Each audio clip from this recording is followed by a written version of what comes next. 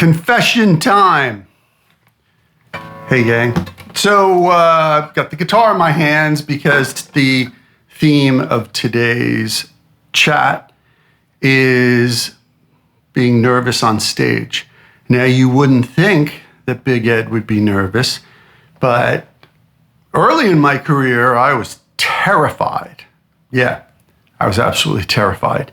And how did I overcome that? Well, the best way to overcome being scared of performing, and I wasn't really scared of performing. It was, just the whole presentation in front of people, paying money for tickets, and the traveling and the execution and showing up to entertain them rather than just simply playing my songs for people in a living room, which would obviously be totally different. So the big production is kind of what used to get me worked up and nervous. And I was terrified for the first few years.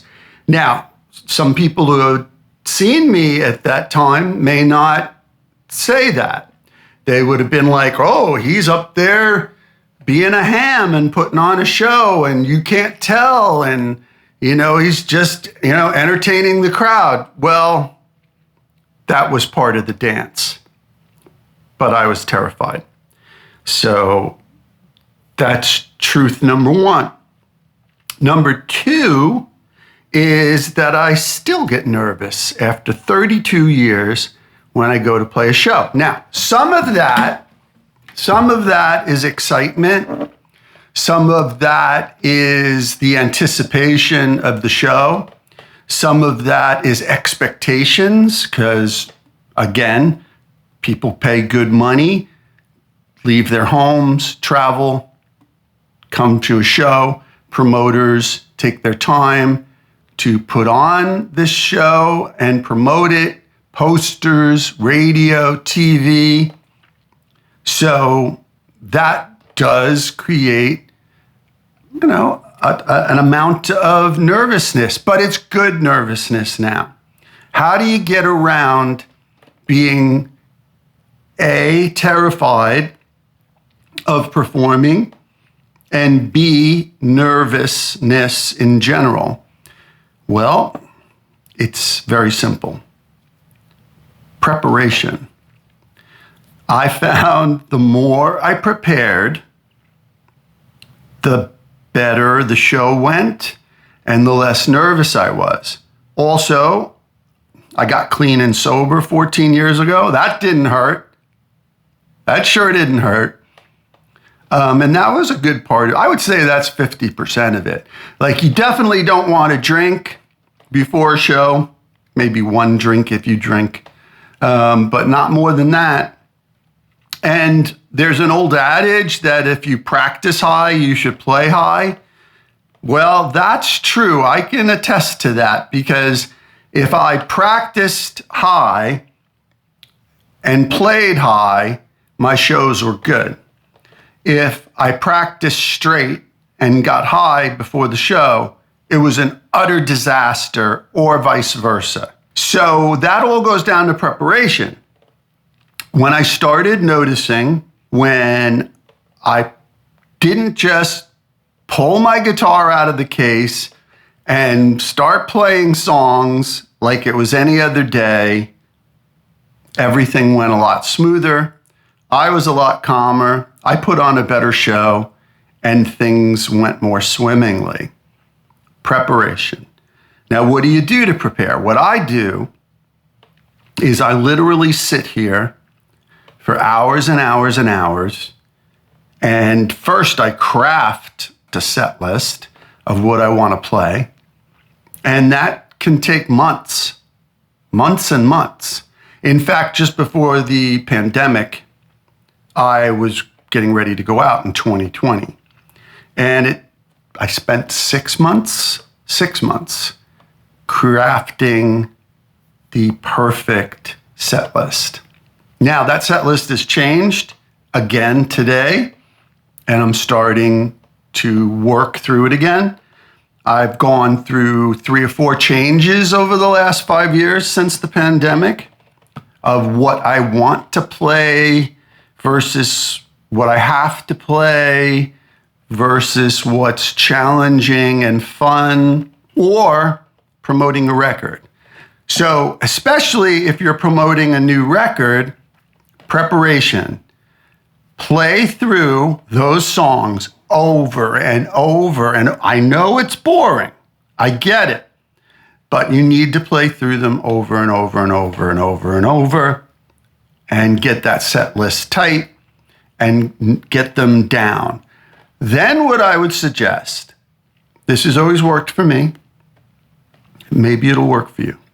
I would suggest getting a room full of people that you know and trust and like, and playing a mock show, a house concert for them first before you leave on your tour.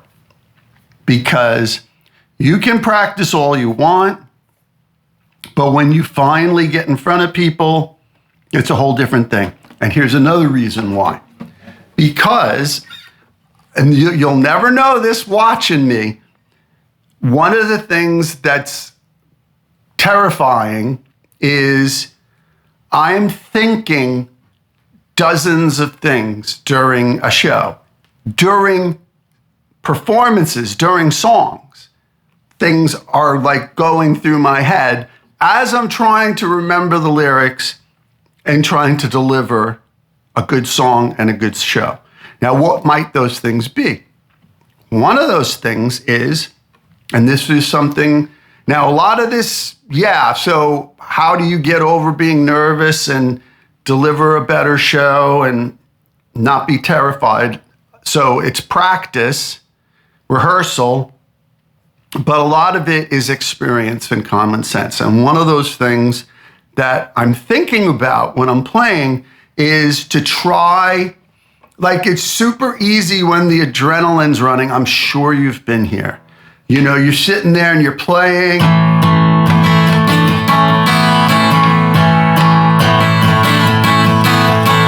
And then you start singing and the crowd's moving and you can feel it and you're grooving. Okay. It's super easy to play too hard. And yes, these instruments are electrified, but especially with acoustic guitars, they're louder than you can sing. They're louder than you can possibly sing. So I am constantly saying to myself, don't play harder than you're singing, dude. Don't let the adrenaline take over. Not just for the dynamic, the loudness of the guitar versus your voice, but also your tempos, right? Like rehearse your tempos. And what I mean is find out the tempos of your songs. If they're different from when you recorded them, that's fine, but just like map them out and listen to a drum machine when you're rehearsing. Always listen to a drum machine and rehearse with the drum machine through speakers, through an amp, whatever. You need to watch your tempos and not get carried away with the adrenaline, and you need to not get too excited so you're playing louder than you're singing. So those are 2 things that are always going through my head when I'm playing. I'm thinking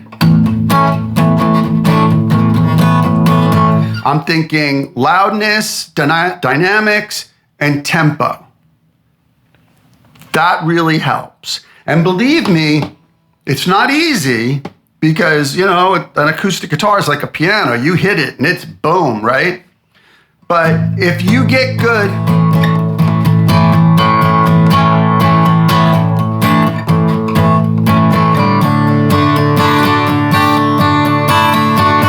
so you don't even have to mute all the time. I muted on the A chord, but then opened up.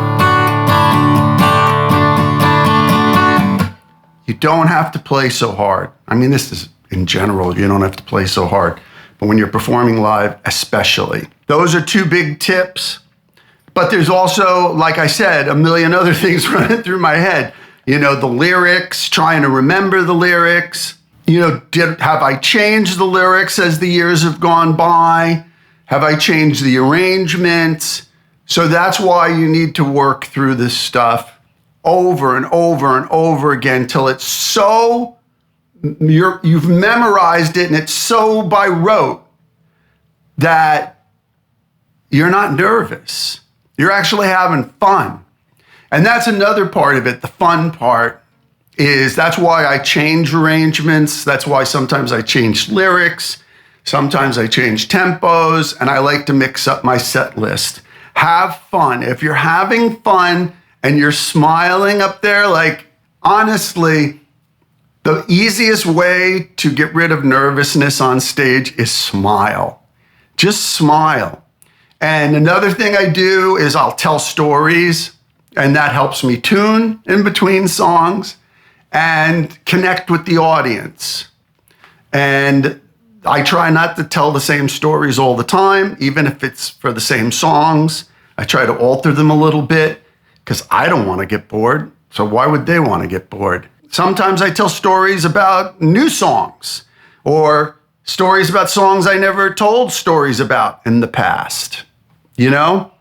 And don't tell the story about the one song I always tell a story about, and just go into it.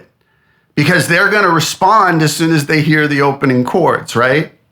So there's a lot of things, but you'd just be really surprised how much trepidation I may have before I get on stage, or even once I'm on stage, how many things are going through my head. Am I in tune? Did the guitar go out of tune halfway through the song? You know, what if I'm using pedals or a freeze pedal, or I don't loop usually, but, you know, if I've coordinated my set list, this is another thing. If you have cues for certain songs, put them on your set list. Put the key it's in, because it might have changed over the years, what capo, where the capo is, if there is a capo. And do you have chorus on this tune where you didn't have it on the one before it, or even the one after it? Or is there a freeze pedal that you use to put a drone thing on it?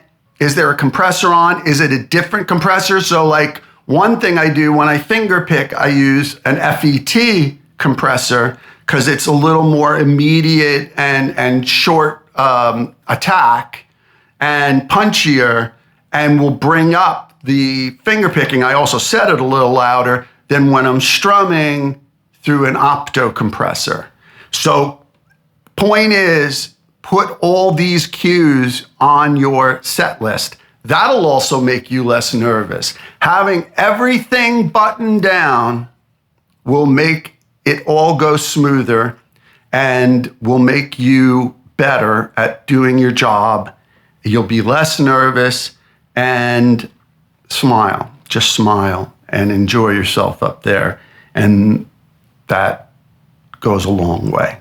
So that's just off the top of my head, but I thought it would be good because nobody ever talks honestly about this stuff.